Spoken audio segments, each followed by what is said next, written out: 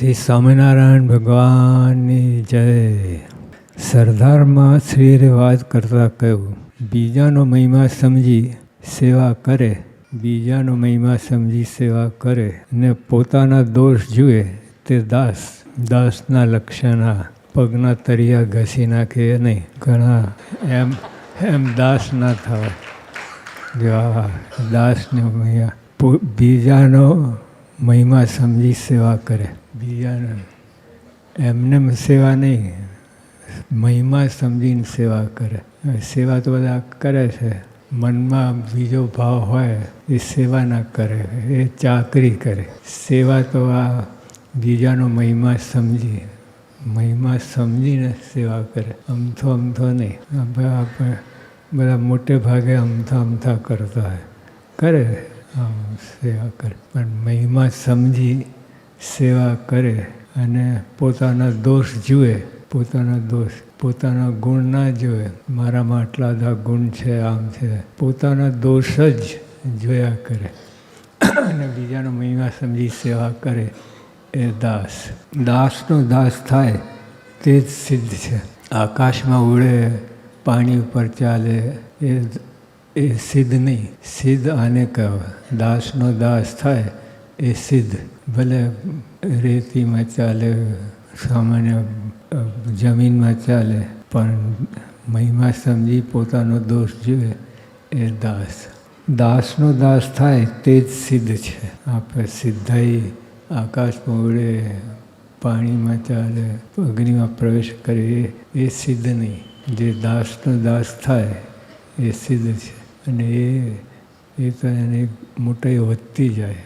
જે નીચે ચાલે ને એને પડવાનો ભય નહીં. જે ઉપર ચાલે, આ પારી ઉપર ચાલે, આ સ્ટેજની પારી, એક્સપર્ટ હોય એની વાત જુદી, પણ તો એને જોખમ. મનમાં તો બીતો હોય, ચાલે એટલે નીચે ચાલે સામાન જમીનમાં, એટલે દાસ કહે.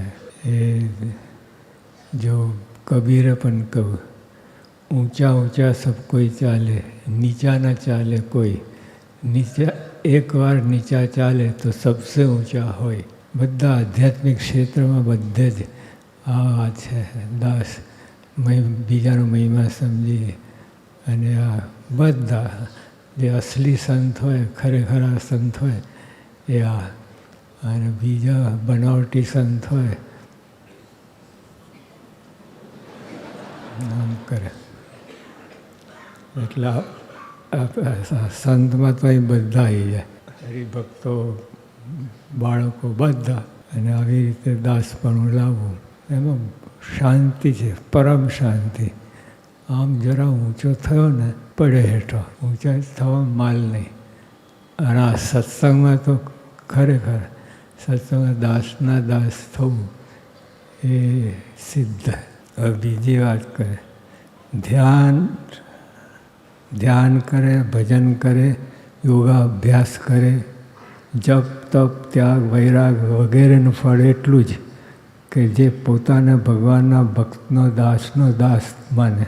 આ બધા સાધન જો આમાં દાસનો દાસ ના થાય તે માન્ય નહીં ભગવાન.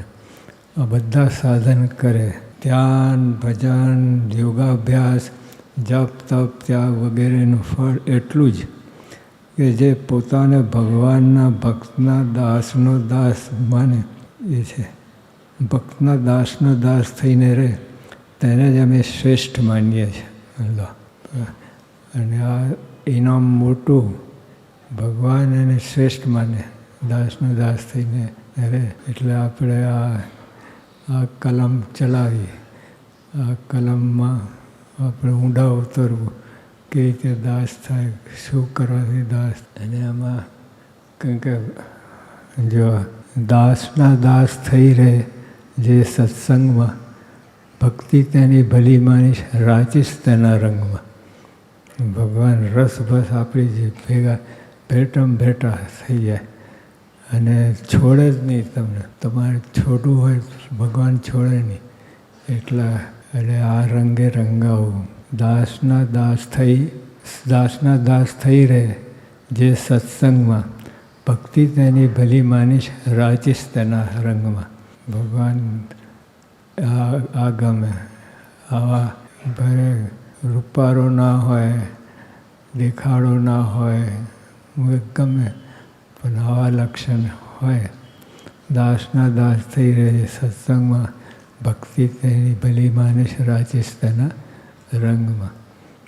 આ ભગવાનને સર્વોપરી ભગવાનને બહુ ગમે.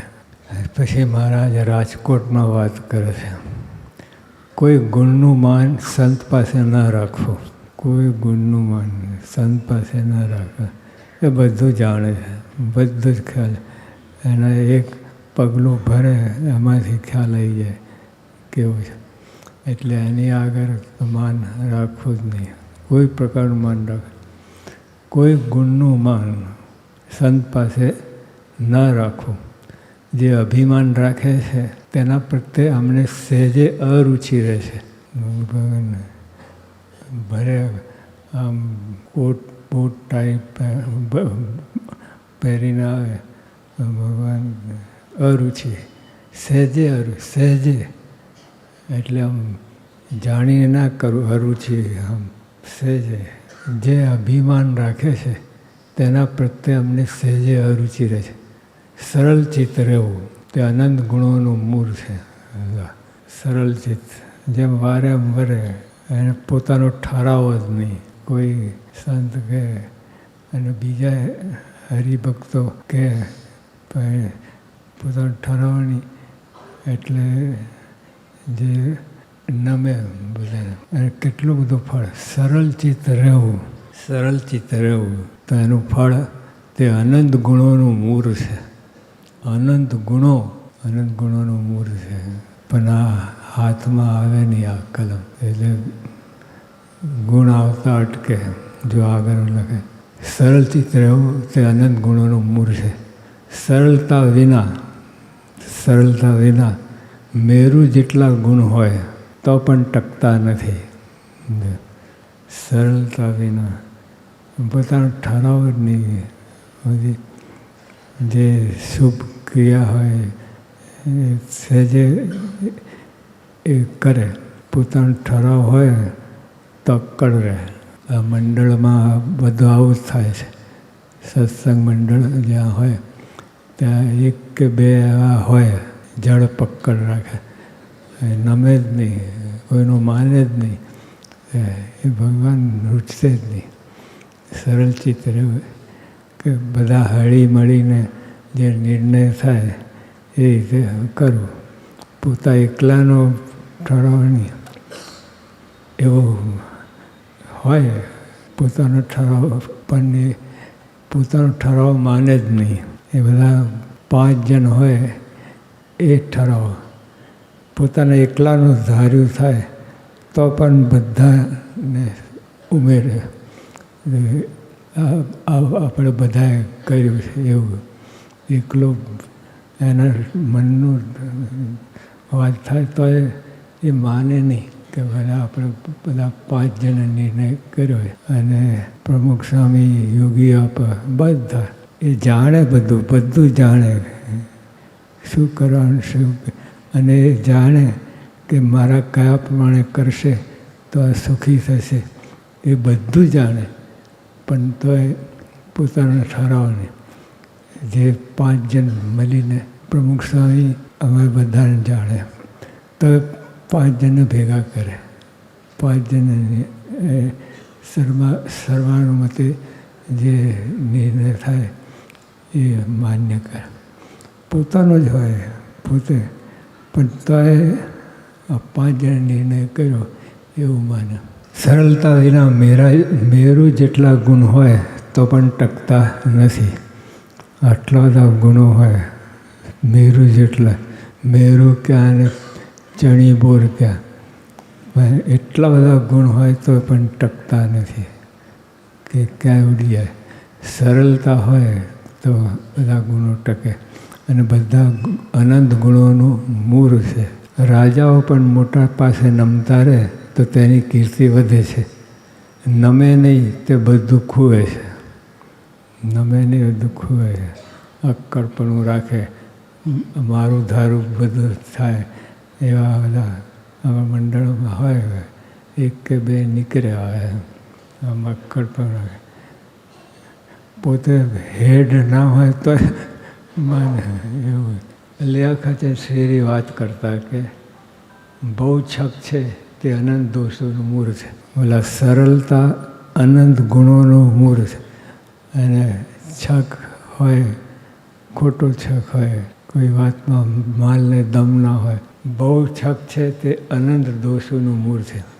ઓલા અનંત ગુણોનું મૂળ, અનંત દોષોનું મૂળ. કેટલો બધો ફેર પડી જાય. નમે નહીં એટલામાં, નમે નહીં એટલે અક્કડપણું રાખે, પોતાનું ધારું કરાવે. બહુ છક છે તે અનંત દોષોનું મૂળ છે. ભવ બ્રહ્માદિકને છકને લઈને વિઘ્ન આવ્યા, માટે દાસના દાસ થઈને રહેવું. દાસના દાસ થઈને રહે તેને વિઘ્ન નડતા નથી. કોઈ વિઘ્ન પાસ 1000 ગૌ છેટે વિઘ્નો એને અડી જ ના શકે. દાસનો દાસ થાય અને વિઘ્નો નડી જ ના શકે. માટે દાસના દાસ થઈને રહેવું. દાસના દાસ થઈને રહે તેને વિઘ્ન નડતા નથી. પૂર્વે ઉદ્ધવ પ્રહલાદ થઈ ગયા તેની રીતિ જોઈ. તે ભક્તોમાં શિરોમણી હતા, તો પણ તેમને દાસના દાસ અને તેના પણ દાસ થવા વર માગ્યો છે. ઉદ્ધવજીએ કેવું માગ્યું? ગોપીઓને ચરણરજ જ્યાં ઉડતી હોય ત્યાં અવતાર માગ્યો. વૃક્ષવેલીનો અવતાર. વૃક્ષવેલ એમાં બુદ્ધિ ના હોય. યોગી આપા કહેતા કે વૃક્ષવેલીનો અવતાર કેમ માગ્યો? તો બુદ્ધિ જ વાપરવાની નહીં. અને બધાનું ગુણગ્રહણ કરે, બધાનો મહિમા સમજે, બધા દાસનો દાસ થઈને એ રહે. એટલે આ ભગવાનને આગળ એટલે ઉદ્ધવજી, પ્રહલાદ આ બધાના ગુણ તપાસા કે કેવી રીતે મોટા થયા. અત્યારે હજારો વર્ષ થઈ ગયા પણ એના ગુણ ગવાય છે. એને આદર્શ માનીને એવા ભક્તો થવા જઈએ. કારણ શું છે? પૂર્વે ઉદ્ધવ પ્રહલાદ થઈ ગયા તેની રીતિ જોઈએ. આપણે પોતાનું મન ધાર્યું ના કરે. આ ભક્તો થઈ ગયા, આદર્શ ભક્તો થઈ ગયા, એની રીતિ જોઈએ. એ શું કરે છે, કેવી રીતે કરે છે, કેવી રીતે ભક્તિ કરે છે, એ બધું જોઈને એની રીતિ આપણે અપનાવીએ. તે ભક્તોમાં શિરોમણી હતા, તો પણ તેમણે દાસના દાસ અને તેના પણ દાસ થવા વાર માગ્યો. જો દાસના દાસ ભગવાન ખૂબ રાજી છે. તે આ માર્ગે ચાલુ. બાપના બાપને થા, દાસના દાસ, બધું કામ થઈ જાય. સત્સંગ ભગવાન રાજી થાય. બીજું તો બધું ઠીક છે. આપણે જોઈએ શું ભગવાન રાજી થાય. તો દાસના દાસ થાય ને એ એમાં ભગવાન બહુ ગમે છે, રૂચે છે. તો એ આપણે થવું. સદાનંદ સ્વામી મહારાજ.